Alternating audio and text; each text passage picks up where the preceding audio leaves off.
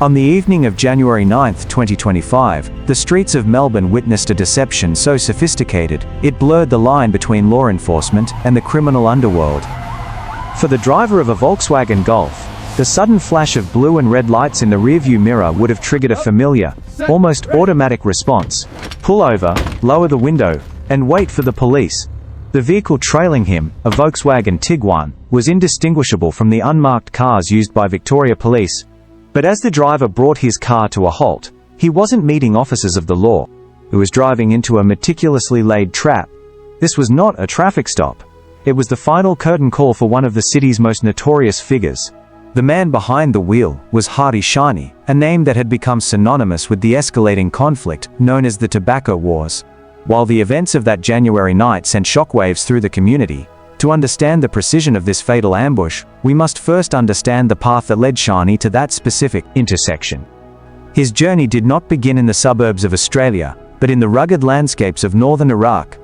Born into uncertainty, Shani spent his early years in a refugee camp before his family relocated to Australia when he was just 9 years old, seeking a safer life away from conflict. However, as he matured in Melbourne's northern suburbs, Shani found himself drawn to a different kind of battlefield.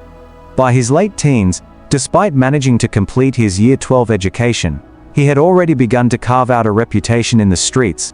He became deeply entangled with the Comanchero Motorcycle Club, where his willingness to engage in physical confrontations earned him the moniker Harry the Co. This wasn't just a nickname. It was a brand that signaled his rising status within the hierarchy of local organized crime.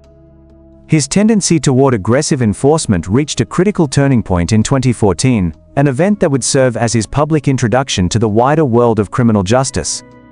The incident took place at a smash repair business in Collingwood, a gritty setting for a confrontation that would alter his trajectory forever. Shani, alongside an associate, targeted a former member of the Comancheros, the very group Shani was aligning himself with. The dispute was allegedly over a debt, a common catalyst for underworld retribution. Security cameras at the scene captured the entire altercation, preserving a digital record of the intensity that Shani was capable of. The footage showed a relentless physical assault. Shami and his accomplice struck the victim repeatedly, continuing the attack even after the man had fallen to the ground. The level of force used was severe, resulting in the victim suffering multiple facial fractures and 2 broken arms. This was not a spontaneous scuffle. It was a message delivered through physical dominance. The court system responded by sentencing Shani to a minimum of 4 years in prison. During these proceedings, it was formally revealed that he had been a patched member of the Comancheros between 2012 and 2015.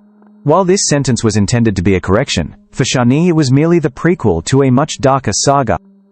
While the 2014 conviction placed Hari Shani on the official radar of law enforcement, it was the events of the following years that cemented his standing in the court of public opinion and among his boys' rivals.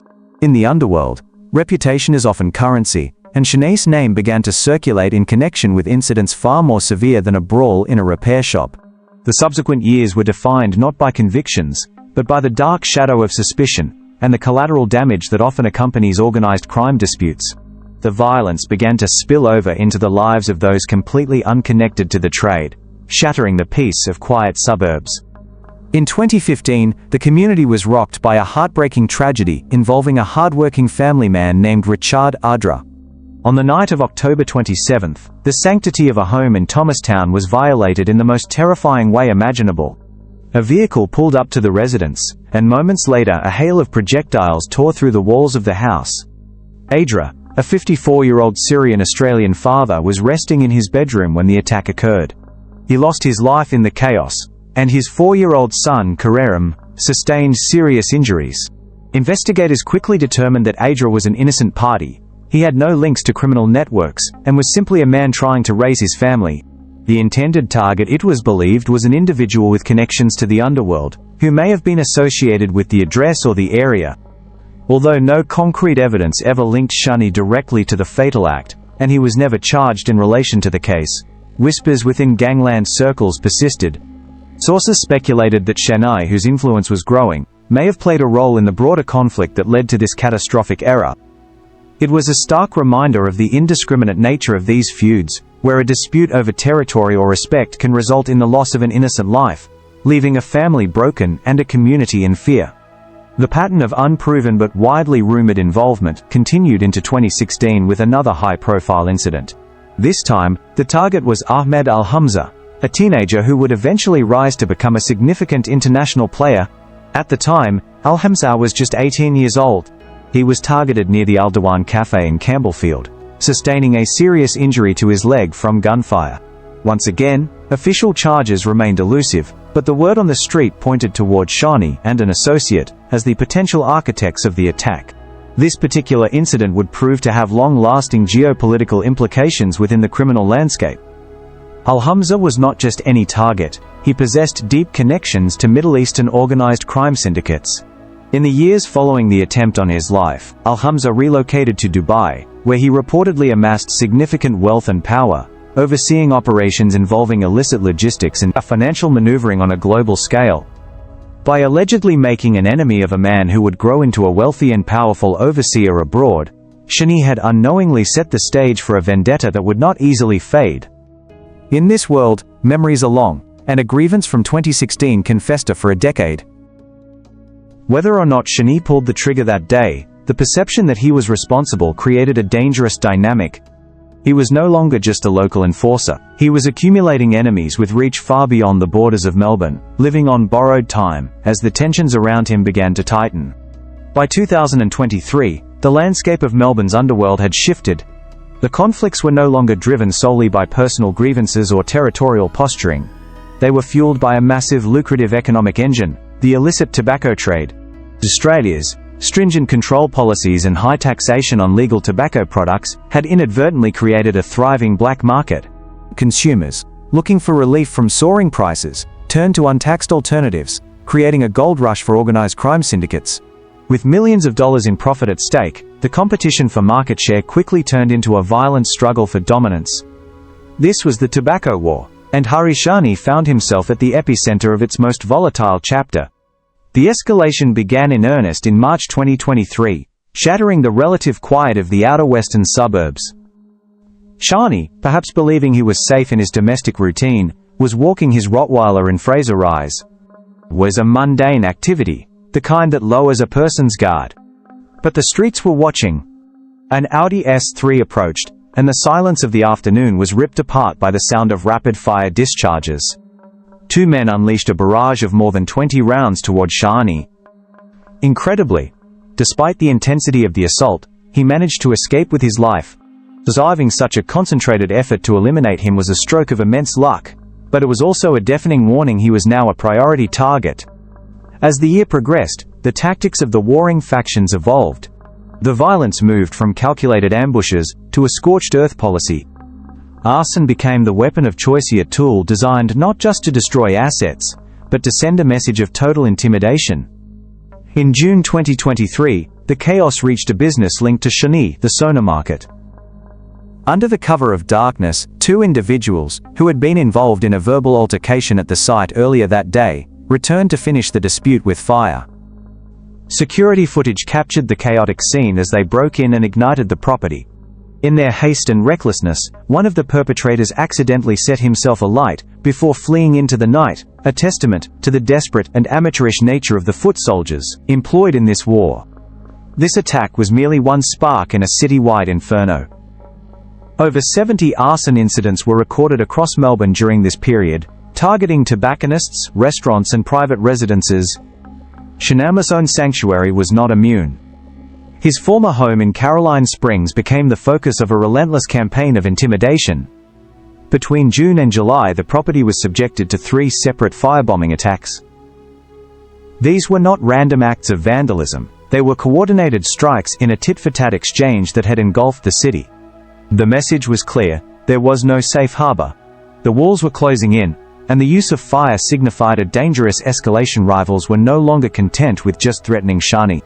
They were willing to burn down everything around him to flush him out.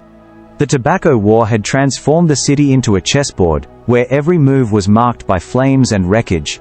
The flames that consumed the tobacco shops and businesses across Melbourne were merely a backdrop for a more personal and irreversible form of violence.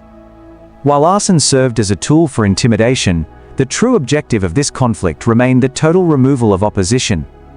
In October 2023, the war claimed another casualty, sending a chilling signal directly to Hari Shani. His close associate, Robert Issa, became the victim of a ruthless and calculated ambush that signaled the end of the warning phase. The incident unfolded in the public car park of the Queanbeyan Central Shopping Centre, a location bustling with daily activity, highlighting the brazen nature of those involved. Issa, aged 27, was seated in a luxury Mercedes SUV when the trap was sprung. Four figures, their identities concealed behind balaclavas, approached the vehicle and unleashed a torrent of fire. The luxury car provided no sanctuary. The attack was precise and overwhelming. Issa lost his life at the scene, and another male occupant, aged 28, sustained severe injuries but survived. Just a month prior, Issa's family home had been targeted by gunfire, a precursor to this fatal event. The loss of Issa was a devastating blow to Shani's circle, confirming that their adversaries were not only willing to destroy property, but were actively hunting the human operators behind the business. The circle was closing, and the distance between Shani and his pursuers was shrinking rapidly. By this time, intelligence within the underworld suggested that the stakes had reached an unprecedented high. Reports circulated that a bounty of 1 million had been placed on Shani. He was now a marked man, living with a price tag on his existence. Every car trailing him, every shadow in the street, represented a potential threat. Shani was known to be hyper-vigilant, constantly looking over his shoulder, aware that the luck which saved him during the dog-walking incident in Fraser Rise could not last forever. However, when a target is on high alert, brute force often fails. To reach someone who is expecting an attack, one must use deception. The architects of Shani's demise understood that they needed a way to bypass his defensesto, make him stop voluntarily. They found their solution in a stolen Volkswagen Tiguan. This choice of vehicle was a masterstroke of criminal planning. The Tiguan is a model frequently utilized by the Victoria Police as an unmarked patrol car. By outfitting this stolen vehicle with flashing blue and red lights, the attackers created the perfect camouflage. They weren't just hiding in the dark. They were hiding in plain sight, masquerading as the one authority that demands immediate compliance. On that fateful evening in January 2025, when Shani saw the flashing lights behind his Volkswagen Golf, his instincts for self-preservation were likely overridden by a conditioned social response. The ruse was designed to exploit a split second of hesitation. By the time he realized that the officers pulling him over were actually his executioners, he had already been maneuvered into a defenseless position. The flashing blue lights were not a signal of safety but a lure, drawing him into a fatal encounter from which there would be no escape. The trap was set, the vehicle was stopped, and the final act of this tragedy was about to unfold with terrifying speed. As the Volkswagen Golf came to a halt under the strobe of the false police lights, the illusion of authority was shattered by an eruption of calculated violence. The individuals emerging from the Tiguan were not officers enforcing the law, but operators executing a final directive. Armed with a high-powered European-made semi-automatic pistol, they approached the stationary vehicle and unleashed a storm of fire that was terrifying in both its intensity and brevity. In a span of just 9 seconds, 28 projectiles were discharged at point-blank range. This was not a warning. It was a deluge designed to ensure a singular, fatal outcome. The sheer volume of fire in such a condensed window of time speaks to the determination of the attackers to leave nothing to chance. Remarkably, despite the severity of the initial barrage, Shani was not incapacitated immediately. In a final, desperate surge of adrenaline, he managed to exit his vehicle and flee toward a nearby residence, seeking sanctuary from the onslaught. Security cameras and witness accounts paint a harrowing picture of his final moments. He stumbled onto a porch, banging frantically on the door and pleading for assistance, reportedly shouting to the residents that he had been struck. To the homeowners who looked out, he appeared at first to be intoxicated, his movements erratic, as his strength failed him. They attempted to render first aid, offering water and comfort as he drifted in and out of consciousness, but the damage was irreversible. The 33-year-old succumbed to his injuries shortly after arriving at the hospital, his turbulent life ending on a quiet suburban doorstep. The recklessness of the attack extended far beyond the intended target. The uncontrolled spray of projectiles endangered the entire neighborhood. One stray round pierced the wall of a nearby home, lodging itself into the mattress of a 15-year-old boy. Had the teenager been in his bed at that moment, the city would likely be mourning the loss of an innocent child, alongside the death of a gangland figure. It was a chilling reminder of how thin the line is between a targeted hit and a public tragedy.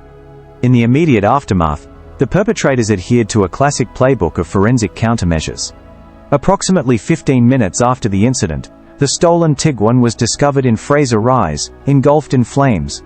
The arson was intended to destroy any biological evidence or fibers that could link the crew to the vehicle.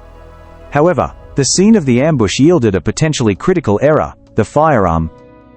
Investigators recovered the weapon, believed to be manufactured by Zev Technologies, along with the scattered casings. This piece of hardware is now the focal point of the inquiry, with forensic experts scouring it for DNA or fingerprints that might survive the chaos of the event. As Melbourne's detectives piece together the fragments of this complex puzzle, they face the formidable code of silence that governs the underworld. The list of potential suspects is vast, given Shanna's history and the long line of enemies he accumulated from the smash repair brawl in 2014 to the global tensions with figures abroad. The police are now on high alert, bracing for the inevitable aftershocks.